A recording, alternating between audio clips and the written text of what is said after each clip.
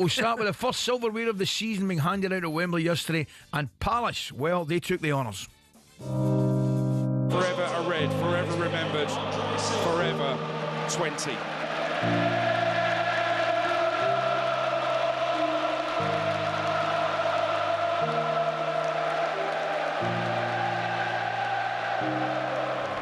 Wirtz tries to send it forward. Ekitike with a shot into the far corner. What a start for Hugo Ekitike. Ooh, that was sharp. Star edge in the area. Tackled by Van Dijk is late to the penalty.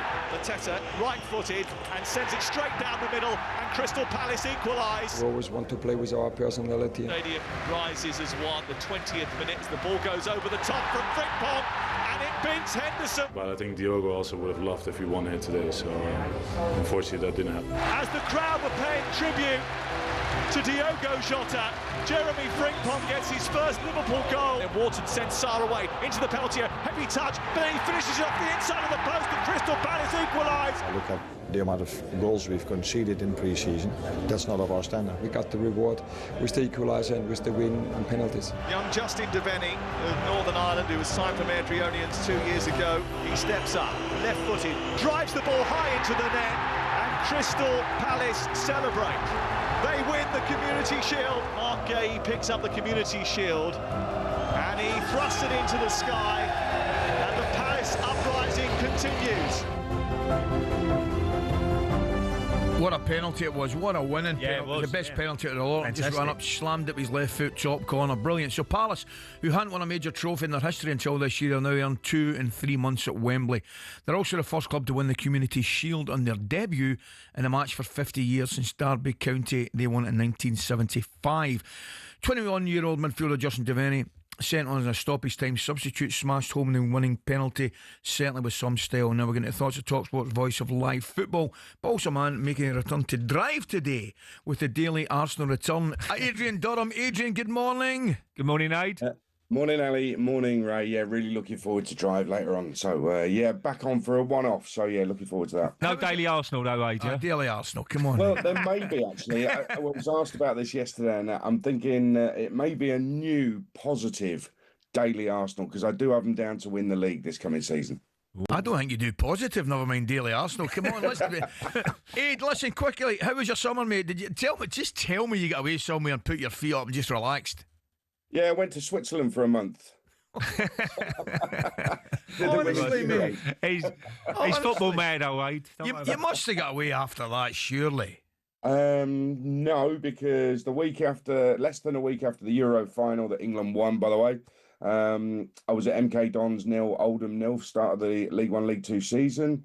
And then, obviously, this weekend just gone, I was at Birmingham Friday night. I was at Stoke, who were brilliant, by the way, beating Derby on Saturday. And then I was at Wembley yesterday. So, doing drive today, then it's Northampton, Southampton tomorrow, then back to Birmingham for the Cup on Wednesday. So I just don't stop, Ali. Once the season doesn't stop, and neither do I. I just want to quickly go back to Birmingham on Friday night. It's brilliant to see that 27,000, I think it was, see Birmingham back in the big time, really, Championship. And how do you see them going this year, Birmingham? I think they've got a really good chance of going up again. Well, you're spot on. It was a brilliant atmosphere. The fans were sensational, and the noise they were making really drove the players on, and they looked like they had the win. They sat back a little bit after going 1-0 up, and that was probably their big mistake.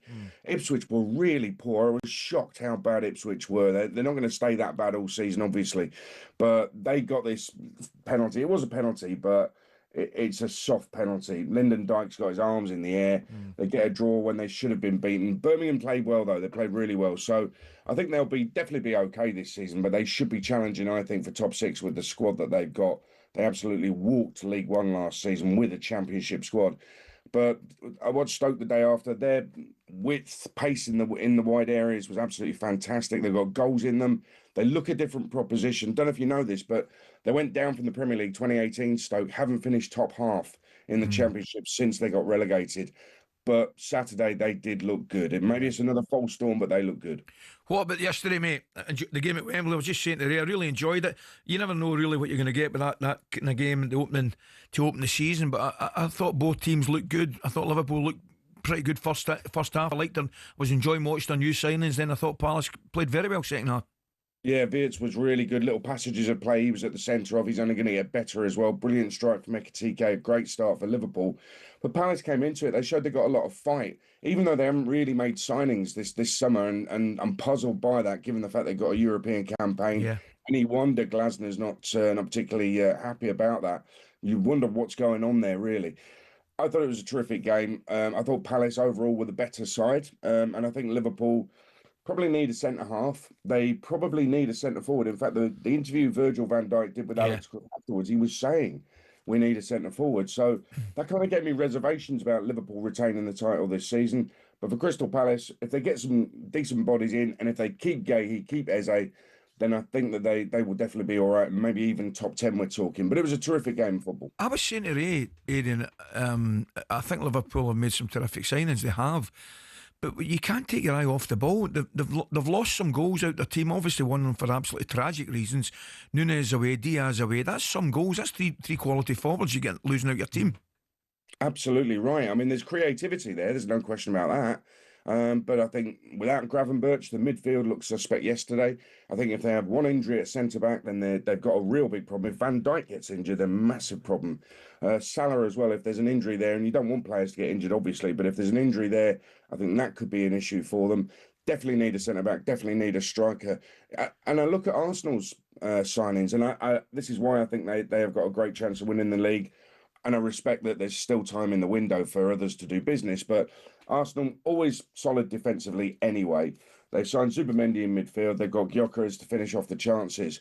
I mean, I think it's going to take some effort from anybody to finish above Arsenal. With those signings they've made to solve the problems they had last season in terms of not winning the title, I think those are big. It's been a big summer for Mikel Arteta. He's a good judge, Adrian, so I'm going to get the champagne out now, really. I tell you what, well, here's a question for you, and I'd like to hear your views on it. I think obviously Chelsea to win the World Cup Championship, fantastic effort. City been out there. I definitely think there'll be a reaction from those two clubs and those two teams definitely at some point during the season, and I can't see by Arsenal or Liverpool. I've actually gone for Liverpool just because I thought they did their homework. Their signings, a lot of it early. I'm not sure they're finished yet, but I do take your point. There's nobody Adrian been moaning about Arsenal not on an out-and-out centre forward. Nobody been moaning more than me, and I'm just delighted to see they've got it done, and it could be the difference, mate. Yeah, and listen, Mikel Arteta's got to have learned. And it's a mistake. They want to win the title. That's the reality. Their target is winning the title. So season after season, they've gone for it in the last 2 or 3 seasons, and they finished second. They've not been the best. So Mikel Arteta will have learned those lessons. I've got Chelsea to finish second. I think they will run Arsenal close. They're the world champions for a reason. They're looking good. They're kind of a guilty pleasure. Pre-season, they've looked absolutely fantastic. Maybe they'll be tired. Maybe defensively, there's flaws there. But I do think that they will have a decent season. Man City have got a lot of ground to make up. When I watched them last season, not at any point, even when they had the kind of resurrection towards the end of the season, not at any point did I think this is vintage Pep, this is vintage Man City. I think there's a lot of ground for them to make up. So I can't see them winning the title. Listen, I've been so wrong before. So please. On numerous occasions, mate. I mean, on numerous occasions. Absolutely right, yeah. I will tell you this, though, and this is a fact. The Scottish title is absolutely done. Yeah. Hey, the signal's going, mate. Enjoy this afternoon, pal. It's breaking up. Hello. Cheers. Take care, mate. Aid, as you heard there, he's hosting Drive from 4 p.m. alongside Dan Bent. That'll be great. Look forward to listening to that. There you have it. It's Arsenal to win the Premier League. Liverpool not even in the top 2. Unbelievable. 03717 222 3344. That, as you know, is a number to call. talkSPORT Breakfast, waking you up Monday to Friday morning from 6 a.m. on AM, on DAB, via the talkSPORT app and on your smart speaker. talkSPORT.